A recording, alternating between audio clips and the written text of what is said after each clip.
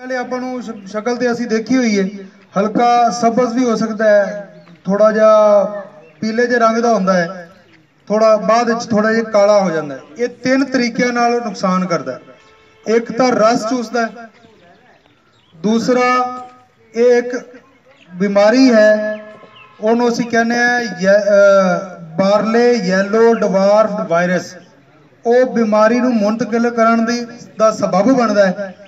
और तीसरा ये जिहड़ा गंद खारिज करता है वो मिठा होंदा है, उस मिठे की वजह से उनके उत्ते उली लगती है, जिंदी वजह तो कणक काली हो जाती।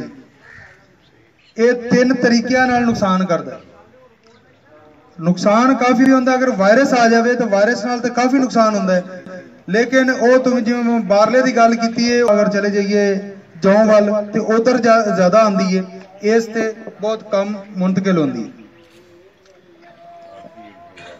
हुण करना की है, स्प्रे करन दा की ते ना करन दा की फायदा है।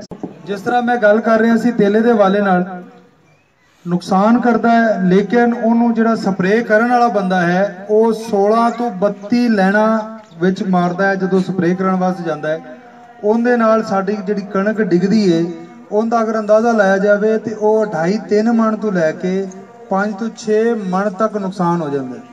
अगर तेला साडा 5 मन नुकसान कर रहा होवे और असी स्प्रे नाल 4 मन का नुकसान कर लईए तो इस नाल बेहतर है कि स्प्रे ना करिए।